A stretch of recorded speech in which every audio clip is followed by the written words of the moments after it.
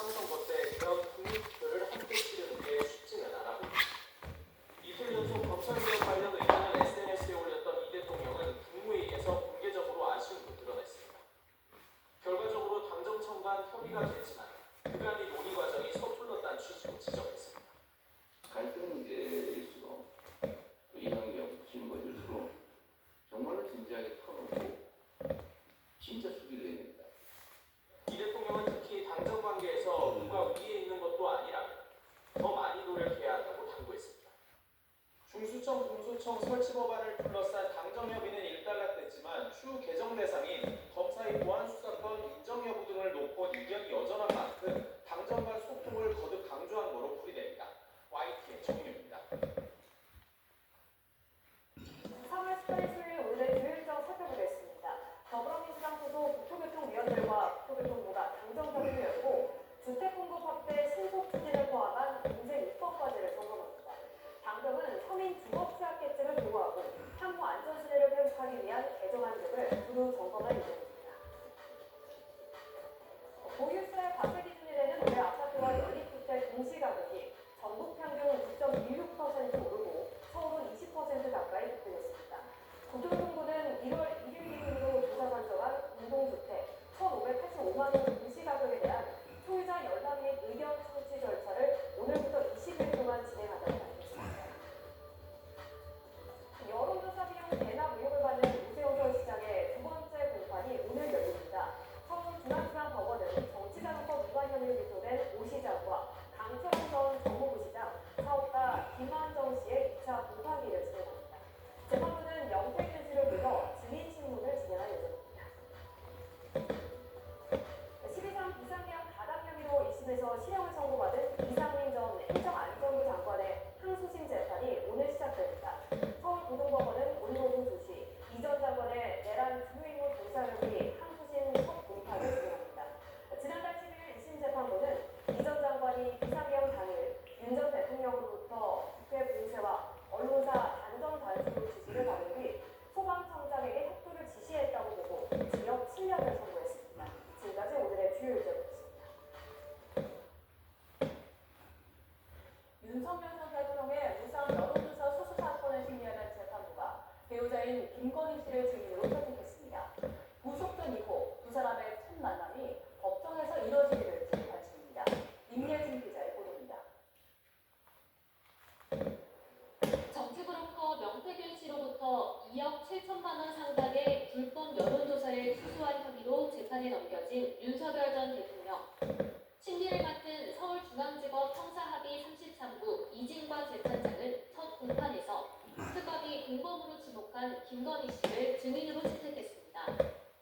창원지법과 중앙지법의 연관 사건 1심 판결에 다른 판단이 있어 사실관계를 명확히 하기 위해 필요하다는 특검 측 신청을 재판부가 받아들인 겁니다. 변호인 측이 진술 거부권을 행사할 거라며 반대 의사를 밝혔지만 재판부는 질문할 기회는 줘야 한다고 일축했습니다. 재판부는 김 씨의 증인 신문을 다음 달 14일 오후 2시에 진행한다는 계획인데 김건희 씨가 소원에 응한다면 지난해 7월과 8월 두 사람이 잇따라 구속된 이후 첫 대면입니다. 같은 날 다른 사건의 피고인으로 나란히 법원에 출석한 적은 있지만 조정당국이 동선이 겹치지 않게 조정하면서 마주치진 않았습니다. 어제 윤 전 대통령 재판이 열리기 전에도 같은 법원에서 김건희 씨의 내관매집 의혹 첫 공판이 열렸는데 김 씨 측은 일부 물품을 수수한 건 인정하면서도 공직청탁 등 대가성은 없었다며 혐의를 부인했습니다. YTN 임혜준입니다. 남양주 스토킹 살인 사건 피해자 김모 씨는 범행 전 피해자에게 연락할 수 없게 되자 피해자의 지인까지 접촉한 걸로 파악됐습니다. 자신의 신고한 피해자를 회유해달라고 요청한 걸로 파악됐는데요. 최승훈 기자의 단독 보도입니다. 스토킹 살인 사건의 피해자 김모 씨는 지난달 내려진 잠정조치 사무 결정으로 피해자에 대한 통신 접근이 금지된 상태였습니다. 피해자에게 직접 연락할 수 없게 되자 김 씨는 피해자의 지인을 접촉했던 것으로 파악됐습니다. YTN 취재 결과 김 씨는 이 지인에게 피해자를 회유해달라고 요청한 것으로 파악됐습니다. 사건을 무마해달라며 자신을 스토킹 혐의로 신고한 피해자는 물론 지인까지 압박한 것으로 보이는 정황입니다. 피해자의 신고로 수사를 받는 데 대한 불만을 가졌던 것으로도 보이는 상황. 경찰은 이 같은 조사 내용을 바탕으로 김 씨가 피해자 가족과 지인도 위협할 가능성이 있다며 구속 필요성을 강조한 것으로 전해졌습니다. 또 피해의 긴대성 등을 고려해 피의자 김 씨의 신상 공개 여부를 결정할 심의위원회를 열기로 결정했습니다. 앞서 피해자는 과거 교제했던 김 씨와 헤어진 뒤 자신의 차에서 위치 추적 의심 장치가 발견되자 지난달 초 김 씨를 스토킹 혐의로 고소하는 등 모두 6차례 경찰에 신고했습니다. 또 김 씨의 스토킹을 피해 수차례 직장을 옮겼지만 결국 김 씨가 휘두른 흉기에 목숨을 잃었습니다. YTN 최승훈입니다. 지난해 관계성 범죄가 이어지자 경찰은 가해자 위치 추적 전자장치 부착과 유치자 유치, 또 구속영장을 함께 신청하는 방안을 포함한 종합대책을 공개했습니다. 하지만 지난 주말 발생한 스토킹 살인 사건에서도 거듭된 위기 신호를 넘겼다는 지적이 나오면서 공명불에 그쳤던 비판이 제기됩니다. 김희영 기자의 보도입니다. 지난해 여름 경기 화성 동탄과 의정부, 울산과 대구, 대전 등지에서 스토킹 등 관계성 범죄가 잇따르자 경찰 수장이 고개를 숙였습니다. 소중한 생명을 지키기는 관념을 뼈아픈 통찰이 계기로 삼아 고위험 관계성 범죄 대응에 이후 경찰은 이른바 관계성 범죄 종합대책을 발표했습니다. 전자발찌와 유치장 유치, 구속영장을 함께 신청해 경위를 강화하는 게 경찰의 자체 추진 과제 가운데 가장 첫 번째였습니다.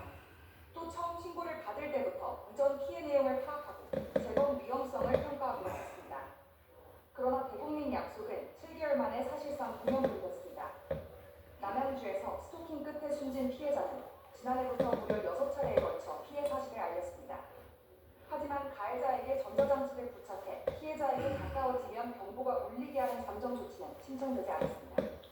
경찰은 가해자를 격리할 수 있는 잠정조치 사호와 구속영장 신청할 때 보관 수사 중이었다고 설명했습니다. 그러는 사이 피해자는 목숨을 잃었고 경찰 스스로 격리 필요성을 인정하면서도 늦장 대응에 피해를 키웠다는 지적이 나옵니다. 경찰청은 경기 북부경찰청에 1차 감찰 내용을 넘겨받아 관할경찰서가 사건을 적절하게 처리했는지 들여다보고 있습니다. YTN 김희영입니다. 오늘 나오실 때는 우산 챙기셔야겠습니다. 현재 서쪽 지역부터 비가 내리기 시작했는데요. 오늘 늦은 오후까지 대부분 지역에 5에서 30mm 정도의 봄비가 내리겠고요. 제주 상단에는 최대 60mm의 비가 예상됩니다. 비의 양이 적어서 먼지가 완전히 해소되지는 못하겠습니다. 오늘도 중서부 지역은 종일 초미세먼지 농도가 짙게 나타나겠고 오전에 서울과 경기 남부 지역은 매우 나쁨 수준까지도 오르겠습니다. 비구름이 이불 역할을 하면서 오늘 아침은 어제보다 4, 5도 정도 높게 출발하고 있습니다. 서울이 8도, 대구 7.3도, 울산은 8.6도로 출발하고 있고요. 반면 낮 기온은 서울이 11도, 대구 12도, 부산 14도에 그치며 어제보다 5에서 7도 정도 낮겠습니다. 당분간 일교차큰 봄 날씨가 이어지겠고 먼지가 탁한 곳이 많겠습니다. 날씨였습니다. 이 시각 뉴스입니다. 트럼프 대통령이 호르무즈 해협 파병 요청을 거부한 대서양 주요 미국 회원국들을 향해 어리석은 실수를 저지르고 있다고 주장했습니다. 그러면서 나토는 물론 한국과 일본의 지원도 필요 없다고 밝혔습니다. 미 국가 웰케어센터 국장이 이란 전쟁에 반대한다며 자진 사퇴했습니다. 트럼프 지지층뿐 아니라 행정부 고위 인사들 사이에서도 전쟁의 정당성에 대한 의문이 커지면서 외부 진영의 분열이 확산할 수 있다는 분석이 나옵니다. 중국과 인도에 이어 이번에 파키스탄 유조선이 호르무즈 해협을 처음으로 통과했습니다. 이란이 호르무즈 해협 선별 통제 전략을 본격화하고 있다는 분석이 나옵니다. 이재명 대통령은 중동 위기로 인한 경제